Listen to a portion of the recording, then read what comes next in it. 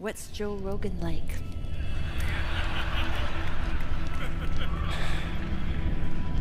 Joe's great. I've been in rooms with Joe with some relatively formidable people. You know, I was at dinner with him at one point, probably 4 years ago, with what do they call those characters? The International Dark Web? Is that it? Eric Weinstein's term? He really nailed that. We're going to put out the IDW drinking song. This is funny. I got to tell you this story. It's so funny.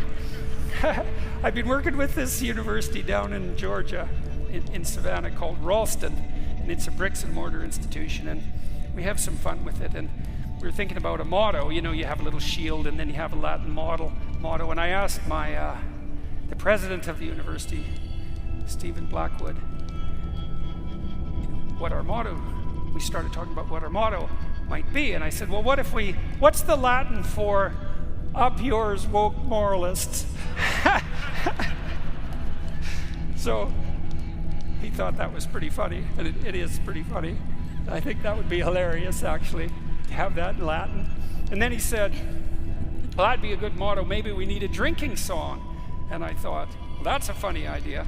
So I don't know, a song popped into my mind. It's Liddy the Pink. It's a famous song from the 1960s. It's an old folk song. We'll drink and drink and drink too. Lydia Pink. The pink, the pink. Da-da-da-da, da-da-da-da, da-da. You get the idea. And I rewrote that as a parody of postmodern philosophy. Because that seemed to be the thing to do. And then we got a bunch of people to sing it. So Ben Shapiro sings some of it, playing the violin, which is very, very funny. And Dave Rubin and this crazy bastard from Concordia University in Canada, Gad Saad, who's an evolutionary biologist who regularly dresses in a purple wig and flagellates himself for committing social justice crimes. And so, and Janice Fiamengo, who Tammy's talked to, who was a feminist at one point, a women's studies professor who had an epiphany 20 years ago and realized that everything she was teaching was toxic to the hilt, and has become maybe the world's most effective deep academic critic of feminist thought. And who else do we have in there? Douglas Murray. A whole host of, the usual suspects, and we've made some puppets. One of them, I'm so embarrassed to even tell you this, but it's so funny.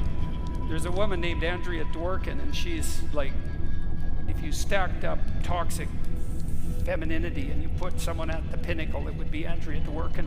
And she was a hooker for like 10 years. And I'm dead serious. I'm not making this up. I'm not making this up. And a busy one. And she didn't like men, and no wonder, no wonder. And Dworkin's most famous line is, all sex is rape. And she's quite influential in radical feminist circles, and we made a puppet with her. And it's nude from the waist up, and she has pasties and swings around a stripper's pole. So yeah, we have Foucault. We have a Foucault puppet too, and I don't like Foucault very much, even though he was brilliant, Michel Foucault. And some of the things he said were he was onto something, but he's a demented person, intellectually and personally. Very bad actor in the deepest of all possible senses. And we have a Foucault puppet too, and we have him surrounded by children that he's inviting into the back of a van with the promise of candies. So yeah, so that's all going to come out in the next, we're hoping 2 months, so stay on board for that, man. So, and of course I've completely forgotten what the question was. Joe Rogan. Oh, Rogan. That's what Joe Rogan means to. Oh yeah, Rogan. Okay, okay. So I was in this restaurant with these IDW guys, the ones that are singing this song, and Shapiro was there, Ben Shapiro, and Dave Rubin, and Eric Weinstein, and who else was there? It doesn't matter, you get the picture, and most of you know who Shapiro is, and I don't know what you think of Ben Shapiro, but he is so damn smart that it's just beyond belief, That man, I've been on a plane with him, and I can talk quite a lot, in case any of you haven't noticed, but Shapiro, he's just a machine gun, and I